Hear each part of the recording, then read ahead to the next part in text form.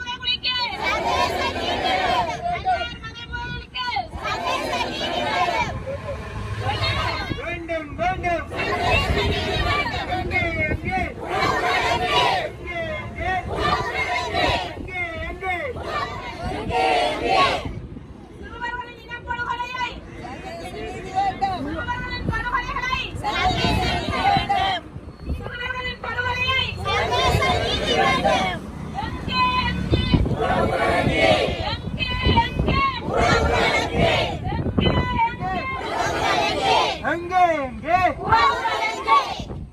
கொத்து கொத்தாய் கொல்லப்பட்ட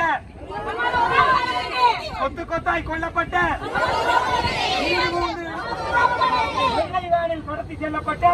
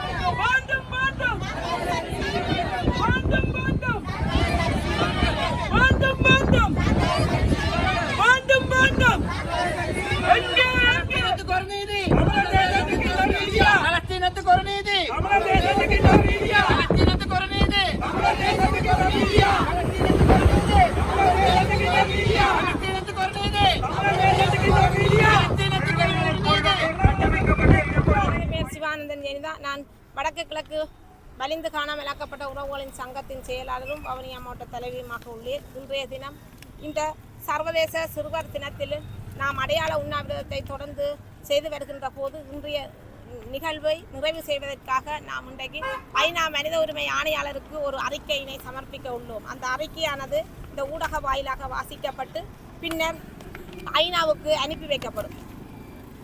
வலிந்து காணாமல் ஆக்கப்பட்ட உறவுகளின் சங்கம் வடக்கு கிழக்கு மாகாணங்கள், ஐக்கிய நாடுகள் மனித உரிமை சபையின் ஆணையாளர், ஐக்கிய நாடுகள் மனித உரிமை அலுவலகம், ஜெனிவா, சுவிட்சர்லாந்து. 1/10/2025 சர்வதேச நீதி கோரி சுழற்சி முறையிலான உண்ணாவிரத போராட்டம். வடக்கு கிழக்கு வலிந்து காணாமல் ஆக்கப்பட்டவர்களின் உறவுகளின் சங்கத்தின் ஏற்பாட்டில் தமிழ் மக்கள் மீது திட்டமிட்டு மேற்கொள்ளப்பட்டு வரும் இன அழிப்பு மற்றும் வலிந்து காணாமல் ஆக்கப்பட்டவர்கள் உள்ளிட்ட விவகாரங்களுக்கு சர்வதேச நீதி வேண்டியும் ஸ்ரீலங்காவின் காணாமல் ஆக்கப்பட்டவர்களுக்கு உள்ளிட்ட விவகாரங்கள் சர்வதேச நீதி வேண்டியும் ஸ்ரீலங்காவின் உள்நாட்டு பொறிமுறையை முற்றாக நிராகரித்தும் செம்மணி மற்றும் வடக்கு கிழக்கில் உள்ள நூற்றுக்கணக்கான மனித புதைகுழிகள் விவகாரத்திற்கு காலம் தாழ்த்தாது விரைவான சர்வதேச சிறப்பு சுயாதீன விசாரணை ஆணையகத்தை நியமிக்க கோரியும் குறித்த சுழற்சி முறையிலான உண்ணாவிரத போராட்டம் 25/9/2025 அன்று யாழ்ப்பாணம் செம்மணி பின் கிழக்கு மாகாணத்திலும் ஆரம்பிக்கப்பட்டு 1/10/2025 அன்று இப்போராட்டத்தின் ஊடாக சர்வதேசத்தின் கவனத்திற்கு எங்கள் கோரிக்கையை வெளியிடுகின்றோம். சர்வதேச சிறுவர் மற்றும் முதியோர் தினம் இன்றாகும். தாயகத்தில் அதிக அளவிலான சிறுவர்கள் குழந்தைகள் வலிந்து காணாமல் ஆக்கப்பட்டுள்ளனர். அத்துடன் வலிந்து காணாமல் ஆக்கப்பட்ட உறவுகளின் சங்கத்தின் உறுப்பினர்களில் 350க்கும் மேற்பட்டவர்கள் சர்வதேச நீதி கோரி போராடி நீதி கிடைக்காமலே மன உளைச்சலில் இறந்துள்ளனர். ஐநா மனித உரிமை பேரவையில் 60வது கூட்டத்தொடரில் ஐநா மனித உரிமைகள் ஆணையாளர் வோல்டர் டார்க் இலங்கை தொடர்பான அறிக்கையை சமர்ப்பித்து நீதி மற்றும் பொறுப்பு கூறல் குறித்து இலங்கை அரசு தீர்க்கமான நடவடிக்கை எடுக்க வேண்டும் என்றும் பல தசாப்தங்களாக ஆதிக்கம் செலுத்தி வந்த வன்முறை மற்றும் தண்டனையின்மை சுழற்சிகளில் இருந்து மீள்வதற்கான வரலாற்று சிறப்புமிக்க வாய்ப்பை இலங்கை தற்போது பெற்றுள்ளது. இதனை தவறவிடக்கூடாது என வலியுறுத்தி கூறியுள்ளார். இதனை நாம் வன்மையாக கண்டிக்கின்றோம். அத்துடன் அனைத்து வகையான உள்நாட்டு பொறிமுறை மற்றும்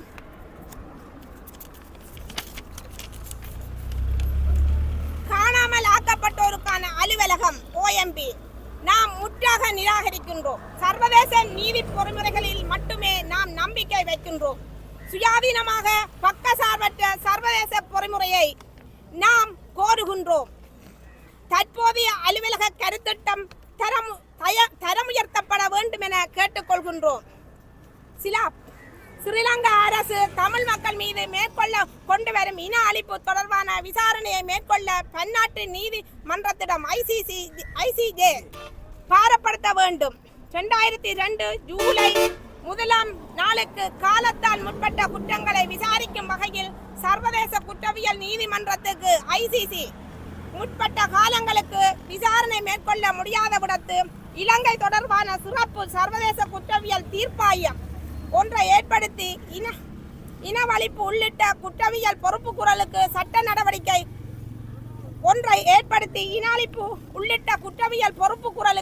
நடவடிக்கை அவர்களுக்கு எதிராக மேற்கொள்ளப்பட வேண்டும்.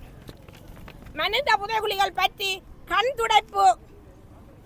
கண்துடைப்பு விசாரணைகளை ஸ்ரீலங்கா அரசு நிறுத்தி சர்வதேச கண்காணிப்பில் நடைபெற வேண்டும் என கோருகின்றோம். வலிந்து காணாமலாக்கப்பட்ட உறவுகள் எங்கே? அவர்களுக்கான சர்வதேச நீதி வேண்டி 3146 நாட்கள் தொடர்ச்சியாக வீதியோர போராட்டங்களை முன்னெடுத்து வருகின்றோம்.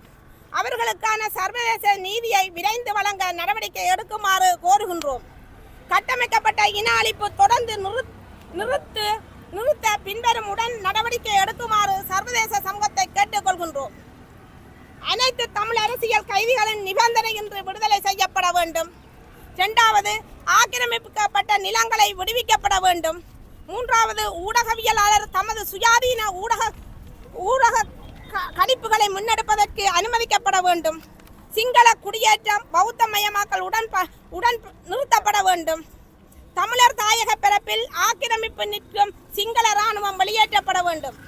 மனித உரிமை செயற்பாளர் சிவில் சமூக பிரதிநிதிகள், நீதி வேண்டி போராடுபவர்கள் மீது புலனாய்வு பிரிவின் அச்சுறுத்தல்கள் உடன் நிறுத்தப்படல் வேண்டும். எமது தேசத்திற்கு பாதிப்பு ஏற்படுத்தும் திட்டங்களை உடன் நிறுத்தப்பட வேண்டும். எமது வளங்களை சுரண்டுவது உடன் நிறுத்தப்பட வேண்டும். பயங்கரவாத தடுப்பு சட்டம், நிகழ்நிலை பாதுகாப்பு சட்டம் உடனடியாக நீக்கப்பட வேண்டும். இலங்கையில் நிலையான அமைதி ஏற்படுவதற்கு ஈழத்தமிழர்களுக்கான தனித்துவமான இறையாண்மைக்குரிய தாயகம், தேசியம், சுயநிர்ணய உரிமை அங்கீகரிக்கப்பட்டு அனைத்து சமூகத்தின் மத்தியஸ்திலும் நிரந்தர அரசியல் தீர்வு குறிப்பிட்ட காலம் நிர்ணயிப்பதற்குள் காணப்பட வேண்டும். இயலாத விடத்து விரைவான அனைத்துலக சமூகத்தின் கண்காணிப்பில் தமிழ் மக்களாகிய எமது தலைவிதியை நாமே தீர்மானிக்க, எம்மை நாமே ஆளக்கூடிய பொது வாக்கெடுப்பை நடைமுறைப்படுத்துமாறு சர்வதேச சமூகத்தை கோரி நிற்கின்றோம். அழிந்து காணாமல் ஆக்கப்பட்ட உறவுகளின் சங்கத்தின் தலைவி வடக்கு கிழக்கு கனகரஞ்சினி, வடக்கு கிழக்கு வலிந்து காணாமல் ஆக்கப்பட்ட உறவுகளின் சங்கத்தின் செயலாளர் சிவானந்தன் ஜெனிதா.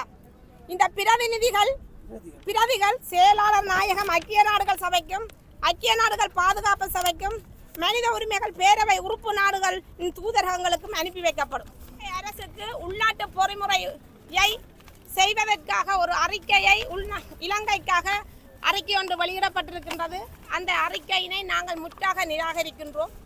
நாம் தீயிட்டு எரிப்பதனூடாக நாங்கள் முற்றாக இதை நிராகரிக்கின்றோம். ஐக்கிய நாட்டு சபையினால வெளியிடப்பட்டிருக்கின்ற அறிக்கையானது இது தமிழருக்கு எந்த விதமான தீர்வையும் பெறுவதற்காக இது வழங்கப்படவில்லை. ஏனென்று கேட்டால் பெண்களாகிய எத்தனையோ சகோதரிகள்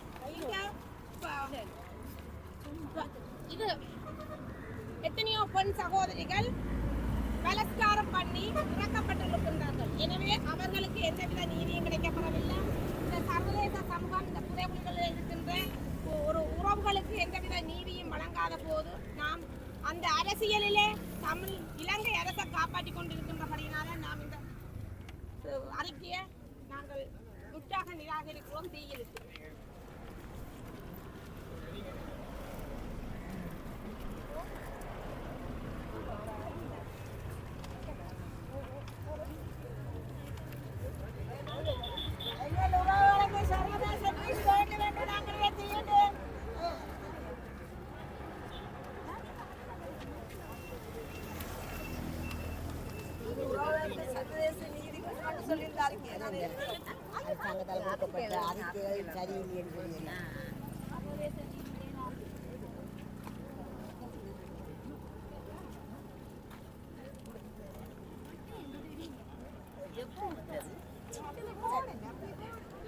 ஐக்கிய நாடுகள் மனித உரிமைகள் பேரவையினுடைய கூட்டத்தொடர் நடைபெற்று கொண்டிருக்கின்ற இந்த நேரத்திலே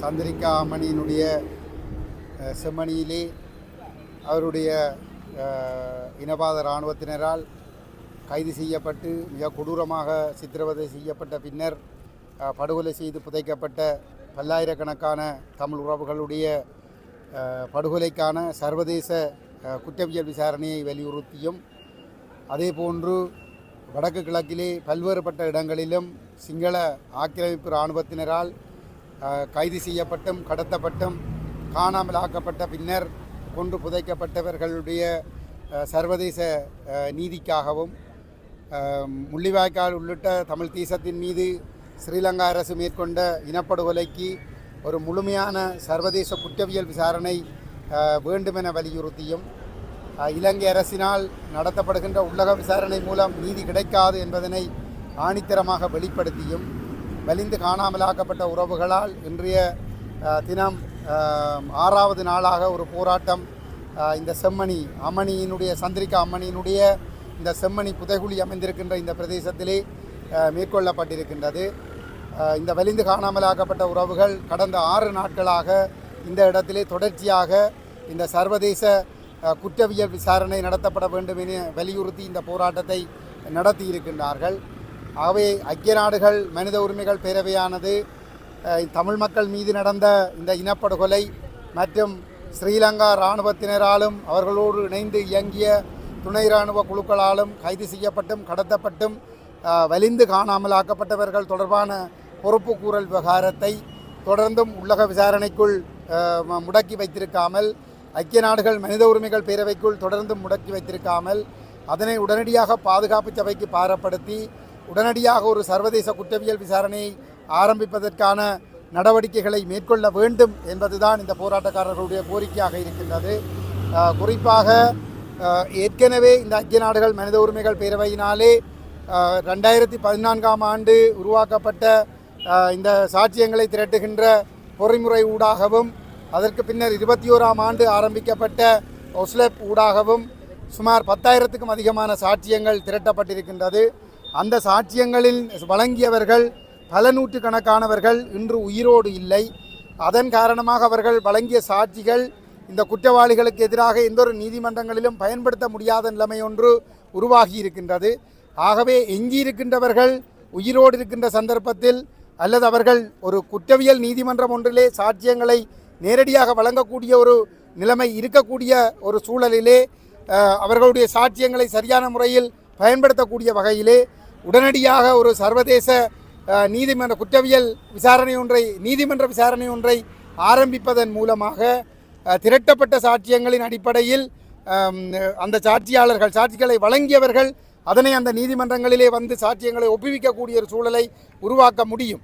ஆகவே காலம் தாமதிக்காமல் இருக்கின்ற சாட்சியங்களின் அடிப்படையில் உடனடியாக ஒரு நீதிமன்ற வழக்குகளை ஆரம்பிப்பதற்கு ஏதுவாக இந்த விடயம் உடனடியாக பாதுகாப்பு சபைக்கு பாரப்படுத்தப்பட்டு ஒரு நீதிமன்ற விசாரணை ஆரம்பிக்கப்பட வேண்டும், சர்வதேச குற்றவியல் நீதிமன்ற விசாரணை ஒன்று ஆரம்பிக்கப்பட வேண்டும் என்பதுதான் இந்த போராட்டக்காரர்களுடைய கோரிக்கை. உள்ளக விசாரணைக்கான வாய்ப்புகளை வழங்கக்கூடாது என்பதனை நாங்கள் ஆணித்தரமாக வலியுறுத்துகிறோம். அதே நேரத்திலே சாட்சியங்களை இனப்படுகொலைக்கான சாட்சியங்களை திரட்டுதல் என்ற போர்வையிலே ஏற்கனவே திரட்டப்பட்ட 10,000 சாட்சியங்களையும் தொடர்ந்தும் கிடப்பிலே போடாமல் அதனை உடனடியாக நீதிமன்ற விசாரணைக்கு ஒரு நீதிமன்றத்திலே வழக்கு தொடர்புக்கு ஏற்ற வகையில் பாதுகாப்பு சபைக்கு பாரப்படுத்தப்பட வேண்டும் என்றும் நாங்கள் இந்த இடத்திலே ஆணித்தரமாக இந்த மக்களோடு இணைந்து இந்த வலிந்து காணாமல் ஆக்கப்பட்ட உறவுகளுடைய போராட்டத்துக்கு வலி சேர்க்கின்ற முகமாக நாங்கள் இந்த கோரிக்கைகளை வலியுறுத்துகின்றோம். தலைவர், யாழ்ப்பாண பல்கலைக்கழக மாணவர் ஒன்றியம். இலங்கை சுதந்திரம் பெற்றதிலிருந்து இன்றளவும் தமிழினம் விடுதலை அடையாமல் தொடர்ச்சியான இன அடக்குமுறைக்குள்ளேயே தொடர்ச்சியாக இருந்து வருகின்றது. தொடர்ச்சியான பல்வேறு இன அடக்குமுறைகளையும் இனப்படுகொலை கட்டங்களையும் சந்தித்த தமிழினம் யுத்தம் முடிந்து 16 வருடங்கள் கடந்து மறைமுகமான ரீதியில் கட்டமைக்கப்பட்ட இனப்படுகொலையினை அரசியல் ரீதியாகவும் பொருளாதார ரீதியாகவும் கலாச்சார ரீதியிலும் எதிர்கொண்டு வருகின்றது.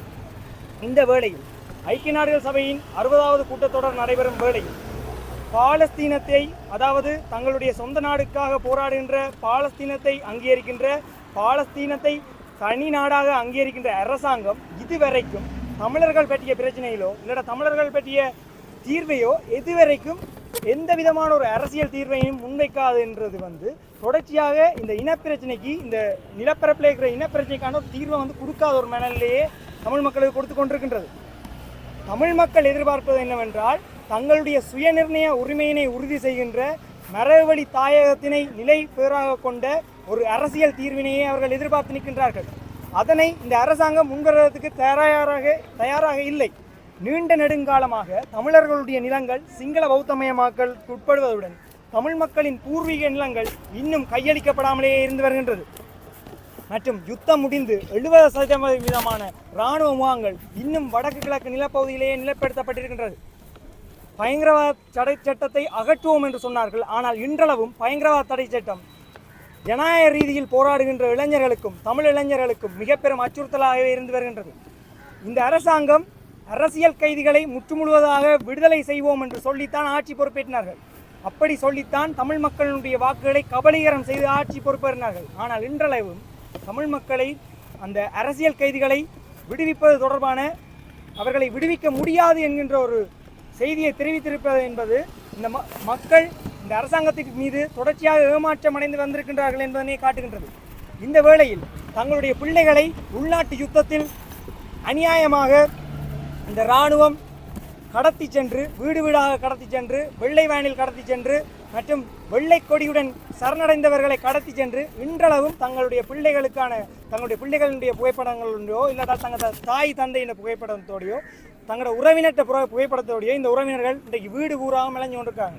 இவங்களுக்கான நீதி இன்றளவும் கொடுக்கப்படவில்லை. அவர்கள் அந்த நீதியை எதிர்பார்த்து தொடர்ச்சியாக எவ்வளவு காலத்துக்கு அலைகிறது? அந்த மக்களுக்கான நீதியினை வழங்குவது சர்வதேசத்தால் மட்டும்தான் முடியும். மாறி மாறி வருகின்ற எந்த ஒரு அரசாங்கமும் தமிழ் மக்களுக்கான நீதியையோ அரசியல் தீர்வினையோ பற்றிய எந்த விதமான முன்னெடுப்பையும் எடுத்ததாங்க தெரியல.